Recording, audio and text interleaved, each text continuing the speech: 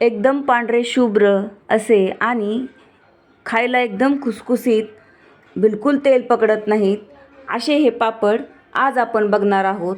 मी स्मृती माझ्या चॅनलमध्ये तुमचं स्वागत करत आहे. आज आपण बघणार आहोत फक्त 1 ग्लास शाबूमध्ये न शिजवता खुसखुसीत असे पापड. एकदम पांढरे शुभ्र होतात आणि काचेसारखे दिसतात. खायलाही तेवढेच टेस्टी लागतात.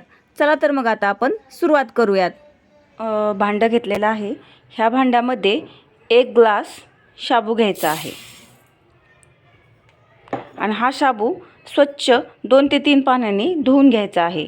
असं पाणी घालून त्याला एक स्वच्छ 2-3 पाण्याने धुवून घ्यायचं आहे.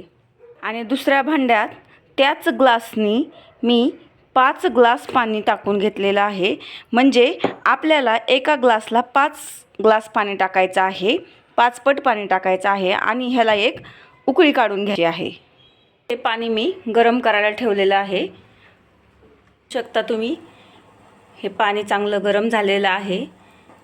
आता आपण जो धुवून घेतलेला शाबू आहे तो ह्याच्यामध्ये टाकून घेणार आहोत. आता ह्या गरम केलेल्या पाण्यामध्ये आपण जो हा भिजवून घेतलेला साबुदाणा आहे तो टाकून घ्यायचा आहे. सगळा शाबू आता आपण ह्याच्यामध्ये टाकून घेऊयात. पाणी गरम आहे त्याच्यामुळे आता आपल्याला दुसऱ्या दिवशी ह्या मिश्रणाला शिजवायची गरज नाही आहे, कारण की आपण शाबू आता गरम पाण्यामध्येच भिजायला टाकलेला आहे. आता चांगलं हलवून घ्यायचं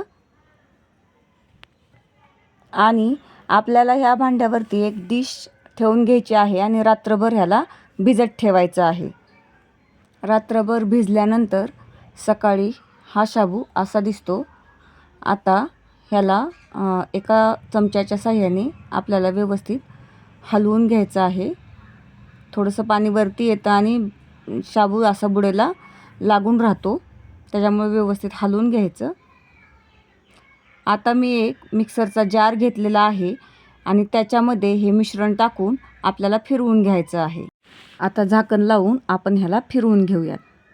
आणि आता हे फिरवून घेतलेलं आहे. बघू शकता एवढं असं बारीक आपल्याला हे मिश्रण बनवून घ्यायचं आहे. जास्त मोठं ठेवायचं नाही, एवढं बारीक बनवायचं. आता आपण ह्याला एका भांड्यामध्ये काढून घेणार आहोत. आता उरलेलं सगळं मिक्सर आपण काढून घेऊयात. आता आपलं सगळं मिक्सर काढून झालेलं आहे. त्याची कन्सिस्टन्सी अशी असली पाहिजे. बघू शकता तुम्ही, जास्त घट्टही झालेलं नाही आणि जास्त पातळही झालेलं नाही. आता आपल्याला याच्यामध्ये चवीनुसार मीठ टाकायचं आहे. जास्त मीठ टाकायचं नाही. वाळवण्याच्या पदार्थामध्ये हे पापड वाळून झाले की पापड जास्त खारट लागतात, त्याच्यामुळे मीठ जरा कमी टाकायचं. आता एक प्लास्टिक असं आपल्याला अंथरून घ्यायचं आहे आणि एका पळीच्या साहाय्याने आपल्याला याच्यावरती पापड घालून घ्यायचे आहेत. हे बघा, हे असे एक पळीच्या साहाय्याने बॅटर घ्यायचं आहे आणि पळीनेच त्याला फिरवून घ्यायचे आहेत. पापड खूप जास्त पातळ करायचे नाहीत. आता जरी हे जाड दिसत असतील तरी वाळल्यानंतर एकदम काचेसारखे हे पापड होतात, त्याच्यामुळे थोडंसं जाड पापड हे घालून घ्यायचे. जास्त पातळ पापड घालायचे नाहीत, नाहीतर ते तळताना जळले जातात.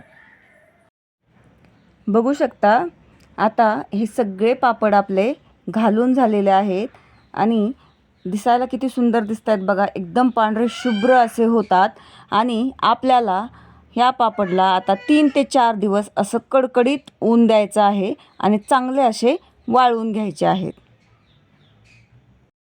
हे बघा, आता थोडेसे पापड सुकलेले आहेत. मी तुम्हाला एक काढून दाखवते. किती इझिली निघतात, अजिबात चिटकत नाहीत आणि जसे दिसतात तेवढे सुंदर होतात देखील. आता 1-2 दिवस ऊन दिल्यानंतर हे पापड तयार आहेत. बघू शकता किती सुंदर दिसतात, एकदम काचेसारखे दिसतात. आणि आता मी तुम्हाला एक पापड तळून दाखवते. बघा, तेल गरम झालेलं आहे. आता ह्याच्यामध्ये एक पापड टाकून घेतला. हे बघा, चौपट पापड फुलला जातो. एकदम खुसखुसीत होतात हे पापड. हे बघा, बघू शकता किती सुंदर असा पापड झालेला आहे. हे बघा, एकदम हाताने इझिली तुटले जातात. अजिबात ऑइली होत नाहीत, एकदम खुसखुशीत होतात. नक्की ट्राय करा आणि कमेंट्समध्ये सांगा कसे झाले आहेत ते.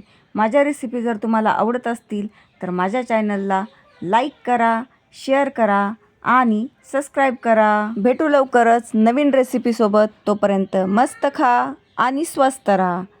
बाय.